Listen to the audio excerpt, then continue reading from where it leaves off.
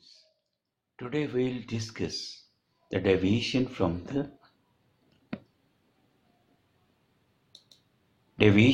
the most probable state. Okay, or you can say deviation from the state of maximum probability. Deviation from the state of maximum probability.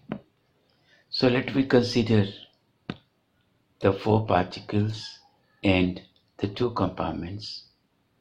Okay, and we'll see how the four particles can be distributed in the two compartments. What are the different ways? And we are assuming that the particles are distinguishable. So these are the different ways. Okay.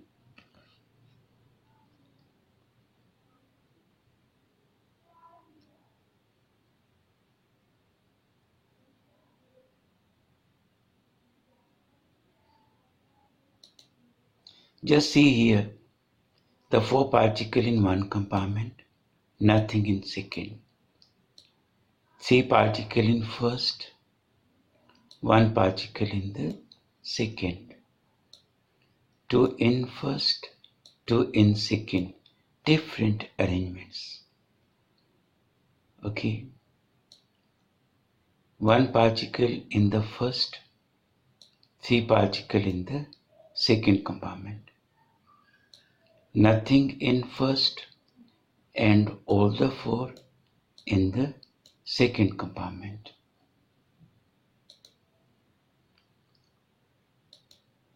So compartment 1 second, 1 second. This is Macrostate 40. This is Macrostate 31. This is Macrostate 2 and 2. This is Macrostate 1 and 3. This is Macrostate 0 and 4. So 1, 2, 3, 4, 5. 5 macrostate. And in each macrostate there are some substates and they are called microstates. So here microstates are how many? 4. Here microstates are 6. Here 4. Here 1. Here 1. And number of microstates is called thermodynamic probability of that macrostate. Like thermodynamic probability of 4-1 macrostate. Thermodynamic probability of 3-1 macrostate. It is 4. Thermodynamic probability of 2-2 macrostate. It is 6. Like that. So these are the macrostates.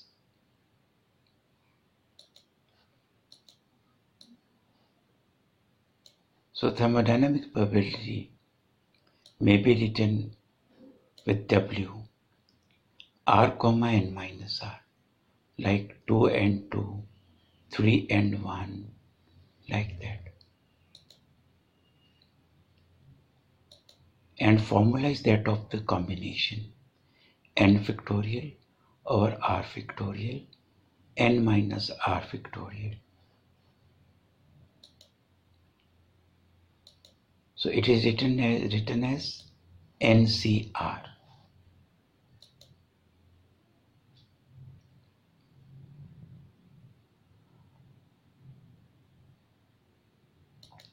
Like you may take an example, Macrostate 3-1. 4 factorial mean total number of particles. That is 4 factorial. R is, this one is R, 3 factorial. Then n minus R mean 4 minus 3, which is 1 factorial. And you know 4 factorial mean what? 4 into 3 into 2 into 1.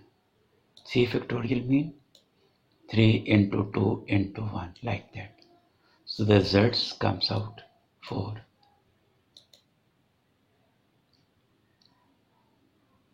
Now similarly 2 to thermodynamic probability.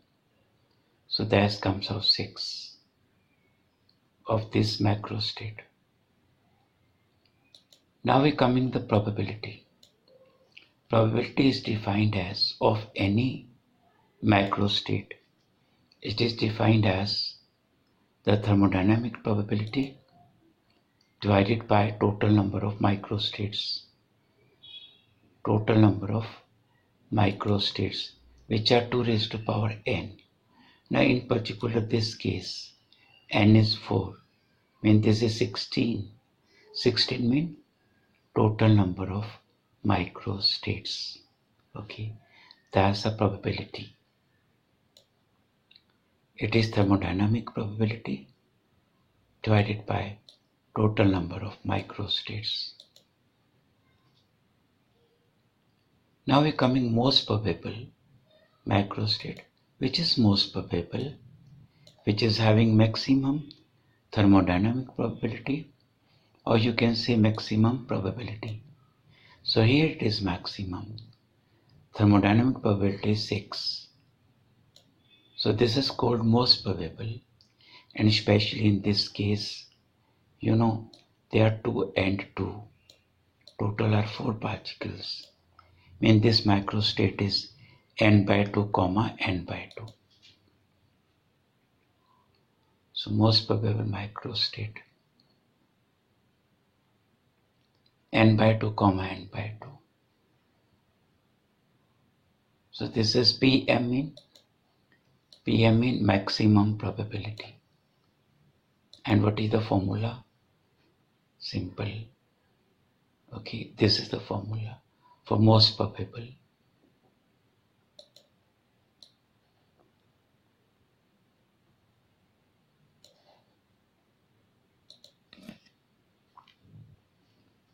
Now we are having a formula for PM, most probable macrostate.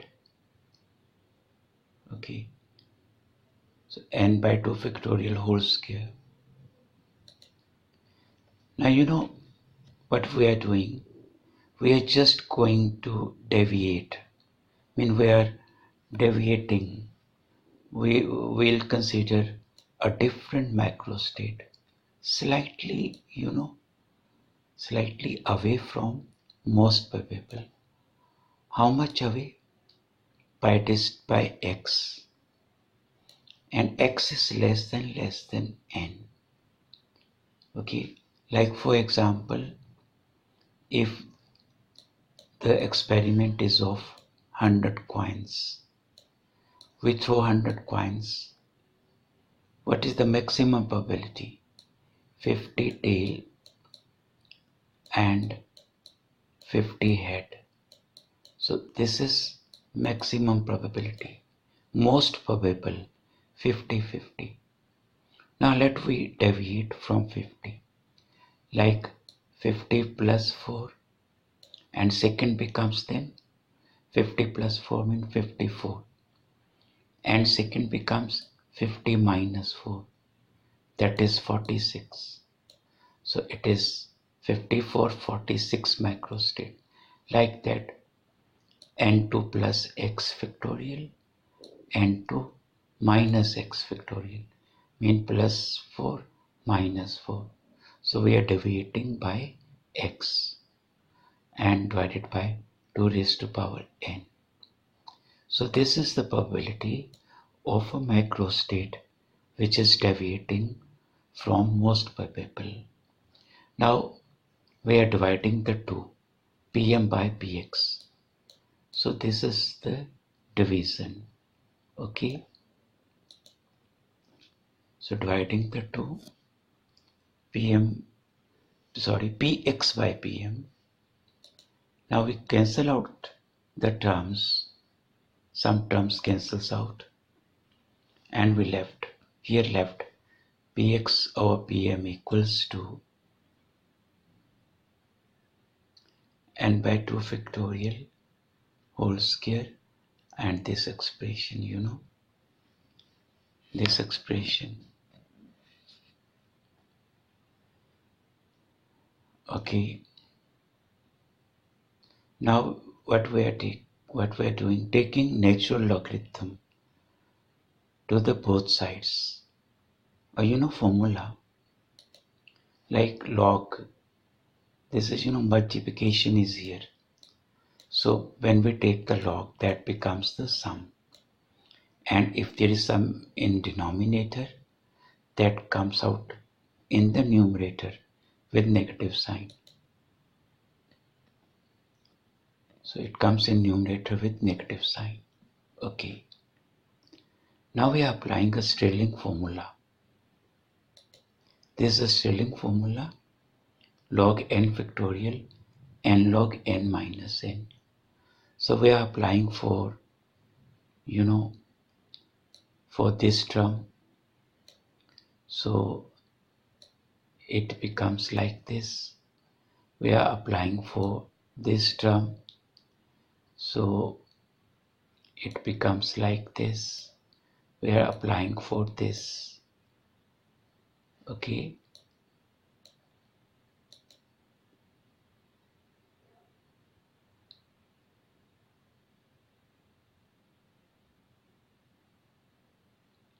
Now just substituting the values. Substituting the values.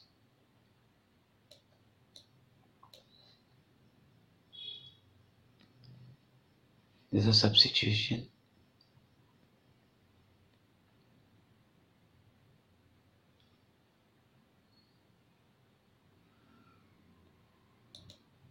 Now here 2 and 2 cancels out.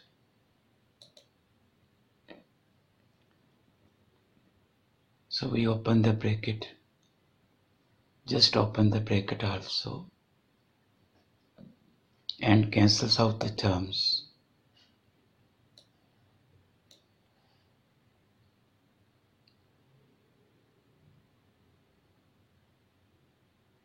Now what we are doing now, logarithm of n by 2 plus x. Now n by 2 is taken as common. N by 2 taken as common. Then this becomes log AB, log A into B. That becomes log A plus log B. So also for logarithm of n by 2 minus x. Similarly, n by 2 taken as common.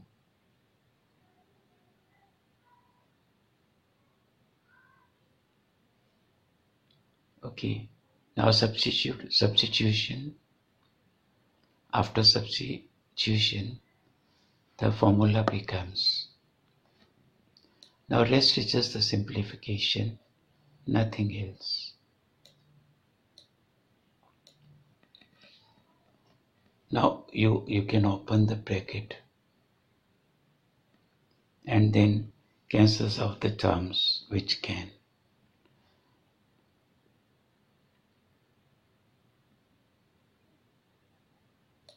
Now again applying a formula. Keep in mind that logarithm of 1 plus x. So it is the expansion and having a large terms. But we are just writing only 2 terms because the higher terms may be of negligible magnitude. Okay, may be of very small magnitude. So we are neglecting them. So we are writing first 2 terms.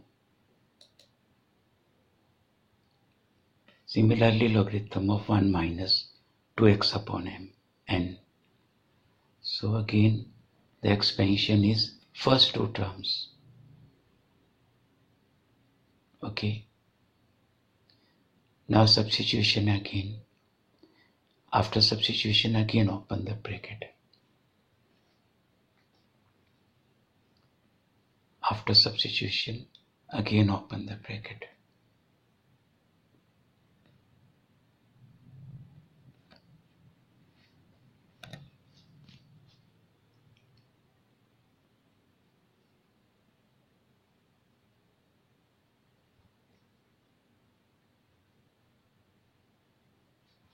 Now this is the simplification. You can do yourself, and you may take the help from here, but it is my advice that you do yourself, because the simplification is not difficult.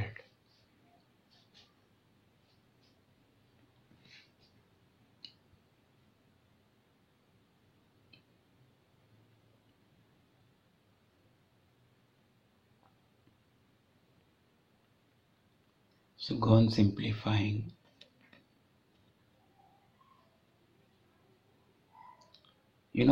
Keep in mind what we are doing. We are just finding the value of the macrostate which is close to the most probable. We are finding the probability of that microstate which deviates from the most probable. So cancels out the terms, and what we left?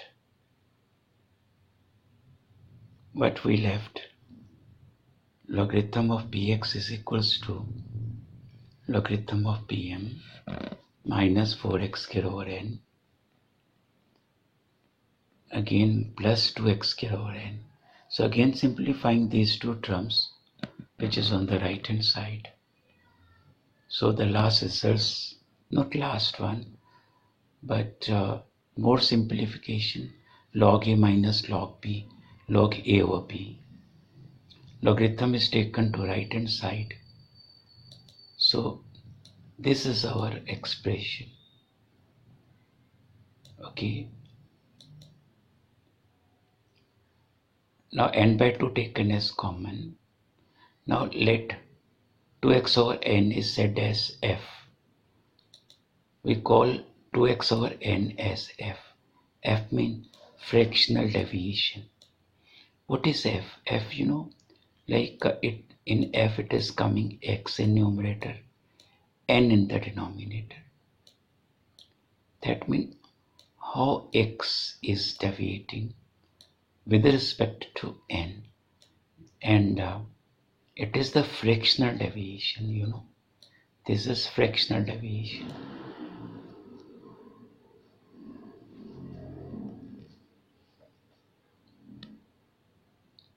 X over n is the fractional deviation.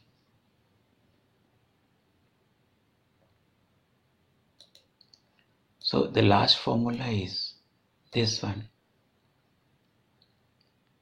Sorry.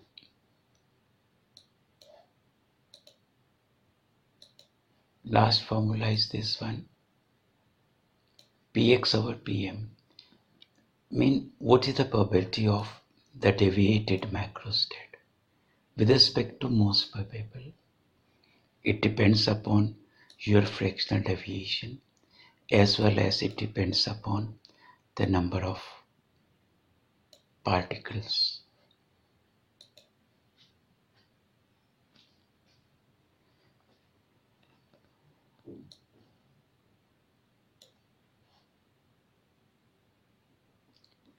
So the final analysis of the formula, what is that?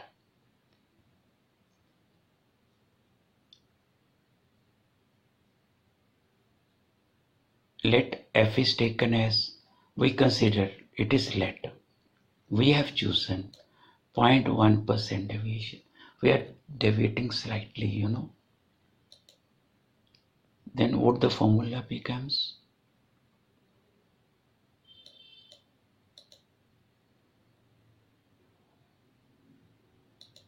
Now the probability, the relative probability of that microstate with respect to most probable. Now it only depends upon the number of particles because F is fixed.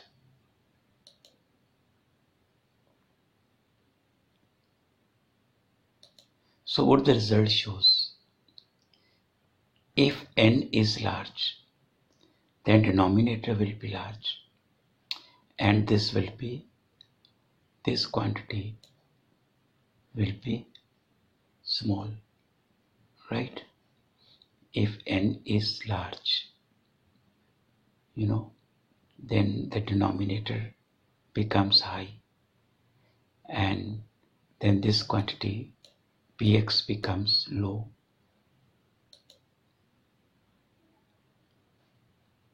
So let's consider a table.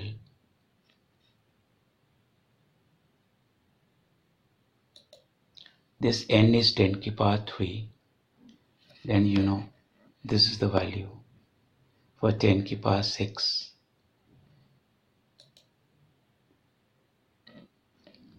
And for 10 to the power 9. So with 10 to the power 9, this is very large quantity, e raised to the power 500. So probability becomes very less. So if the fractional deviation is fixed, even then probability goes down if you are increasing the particle number.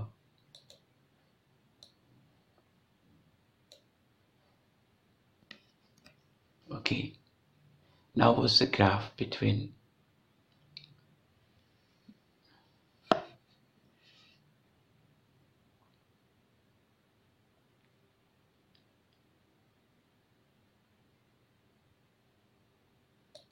so here is the fractional deviation.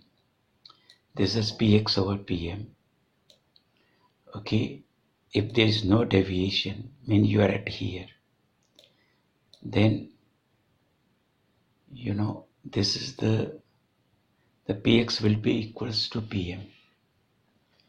Okay, mean if f equals to 0, if this f is equals to 0, no deviation, then e raised to power minus 0 or e raised to power 0, that is 1. So px and pm becomes the same. So at here, but if you are going to this side, and first of all consider n1. So this is the graph for n1. Probability cone falling, and just after a small value of deviation, the fall is too much. But if the n is less, mean the third graph, then there's not a very rapid falling in the value of probability. But if the number is very high, then the graph is this one, then this one is the graph. Very rapid change in the probability. And the spread is very small if n is large. So if we're doing an experiment with 10 coins, if you're doing the experiment with 10 coins, or you're doing the experiment with 100 coins or 1000 coins,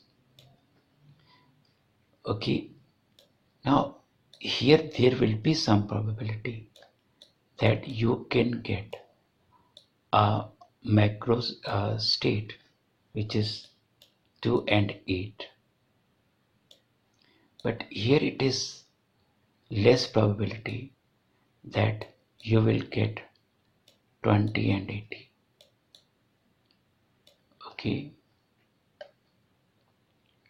and if it is 10,000, then probability of getting 2,000 and 8,000, this state, probability of getting this state is almost 0. this probability 28 is very less, but there is some chance for 2 and 8. Mean if the number is going on increasing, if number is becoming high, then the deviation from the most probable, that probability falls down too much, then too much decreases the probability. But if the number is less, then there may a chance. Okay, so this is all about the deviation from the most probable state. Thank you very much. Please subscribe.